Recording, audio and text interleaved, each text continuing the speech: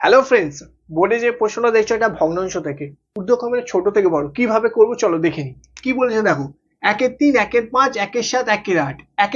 একের তিনের সঙ্গে ডিফারেন্স কত? 2। 1 আর 5-এর মধ্যে ডিফারেন্স কত? 4। 1 আর 7-এর মধ্যে ডিফারেন্স কত? 6। আর 1 আর 8-এর মধ্যে ডিফারেন্স কত? 7। তো দেখছি কি বলতো, যে ডিফারেন্স একই নয়, আলাদা আলাদা। তখন কি আমরা লজিক লাগাবো? তখন লজিক লাগাবো এই 1-3-এর সাথে 1-5 গুণ করো। 5-1-কে 5, 3-1-কে 3, এই ওপরে লিখবে, ঠিক আছে? তাহলে 5 বড় না 3 বড়? 5 বড়, তার মানে 1-3 তোমার বড়। তো এবার 1-3-এর সাথে তুমি 1-7 গুণ করো।